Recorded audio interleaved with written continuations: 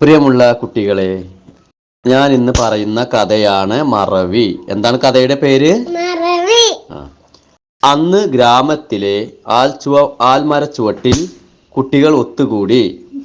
അവരോട് കഥ പറയാൻ ഒരമ്മാവൻ വന്നിരുന്നു. നീളൻ ഷർട്ടിട്ട് നീളൻ താടിയുള്ള അമ്മാവൻ. അമ്മാവൻ അവർക്ക് ഒരു കഥ പറഞ്ഞു കൊടുത്തു. ഒരു ചേച്ചിയുടെ കഥ.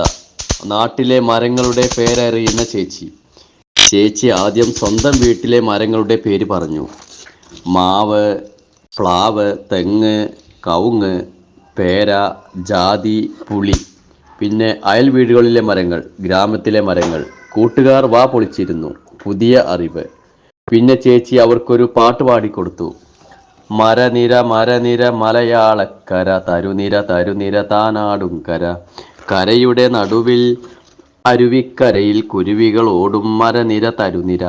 പാട്ടുപാടി രസിക്കുന്ന കുട്ടികളോട് മാമനൊരു ചോദ്യം ചോദിച്ചു. നിങ്ങളുടെ അച്ഛൻ്റെ പേരെന്താണ്? രാമൻ ഒരാൾ പറഞ്ഞു. മത്തായി രണ്ടാമൻ പറഞ്ഞു. മുഹമ്മദ് മൂന്നാമൻ പറഞ്ഞു. അച്ഛൻ്റെ പേരെന്താ? ഉത്തരം ചിലർക്കറിയാമായിരുന്നു, ചിലർക്കറിയില്ലായിരുന്നു.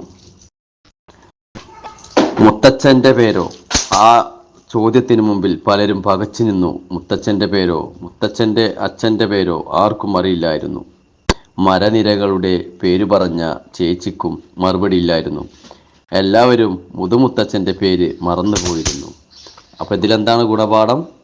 നമ്മുടെ മുത്തശ്ശന്മാരുടെ പേര് നമ്മൾ അറിഞ്ഞിരിക്കണം.